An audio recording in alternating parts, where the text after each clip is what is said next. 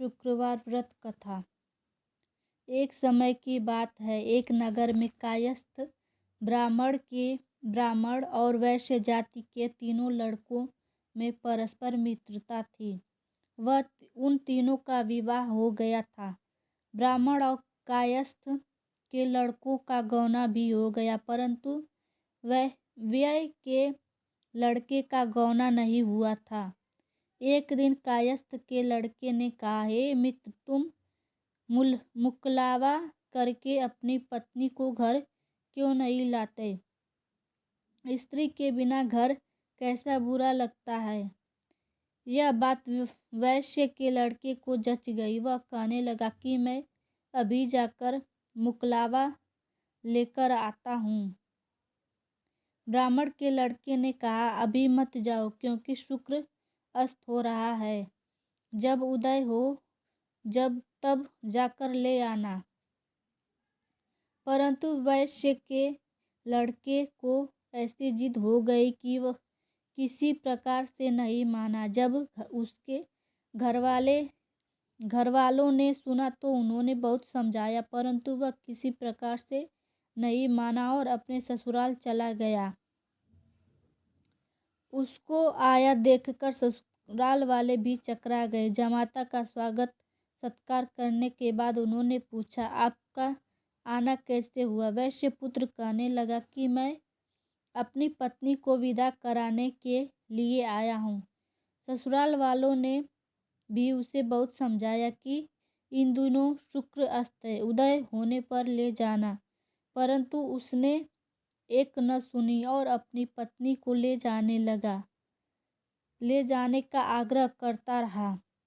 जब वह किसी प्रकार न माना तो उन्होंने लाचार होकर अपनी पुत्री को विदा कर दिया।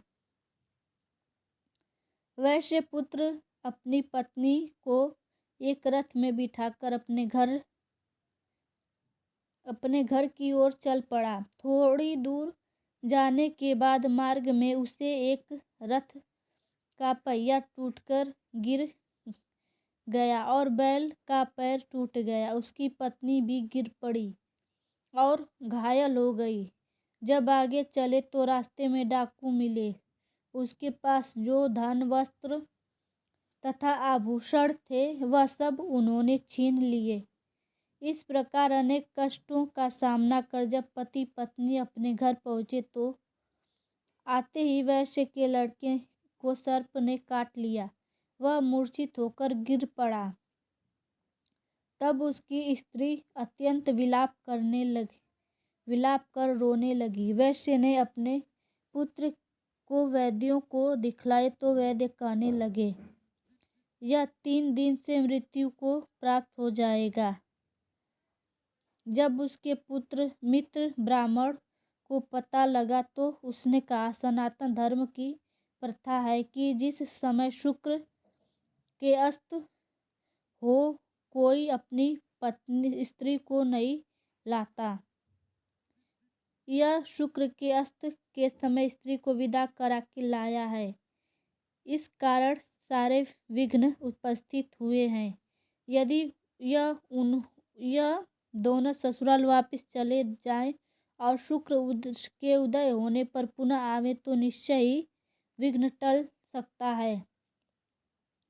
सेठ ने अपने पुत्र और उसकी स्त्री को शीघ्र ही उसके ससुराल वापस पहुंचा दिया।